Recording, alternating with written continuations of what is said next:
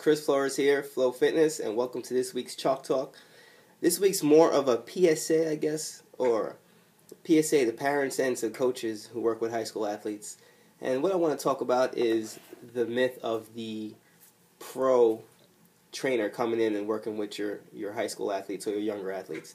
Now, I'm not knocking anyone who works with the pros, okay? There's some amazing people. I'm friends with a lot of people who work with strictly pro athletes. All right, I just want to take a quick second to differentiate between the two worlds of high school and developing athletes and pro athletes. All right. First off, let's describe what a pro athlete is.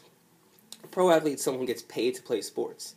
Okay, so if I work with Derek Jeter or I work with the guy on the farm league who sits the bench but gets paid to do that, technically I work with pro athletes either end of the spectrum. The second thing I want to discuss is that many of these people would have been pro athletes regardless of who trained them.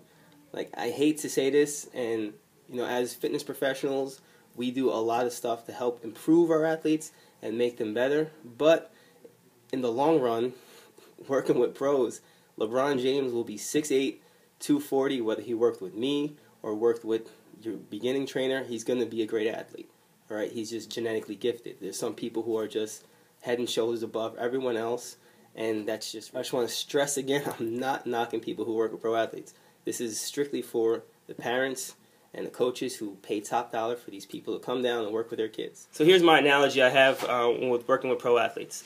Let's say I'm in the car and I'm driving a brand new Lamborghini, all right, fresh ride. Dale Earnhardt Jr., whoever the greatest NASCAR driver is, has a 1984 Toyota Corolla, all right, and we're going to race each other. There's no way in hell he's going to beat me in his 94 or 84 Corolla, regardless of how great of a driver he is. So in this analogy, the 84 Corolla is the high school or the younger athlete, and the Lamborghini, which I'll be driving, is the pro athlete. All right, I'm always going to win because I have the pro athlete with me. The Lamborghini, did I do anything to it? Did I change the engine? Did I build the engine? Did I build the car itself? No, it was already built. It's a great car. It's super fast. It's faster than your 84 Corolla.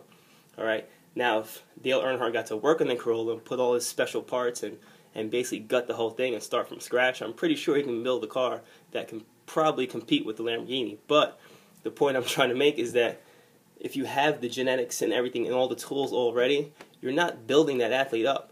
So you running a camp saying, pro athlete extraordinaire comes to town and is going to work on, your child's blah, blah, blah, pay $2,000 for this once-of-a-lifetime opportunity to work with someone who works with pros, chances are you're wasting $2,000 because he's not going to change your child in a weekend. It's not going to happen that fast.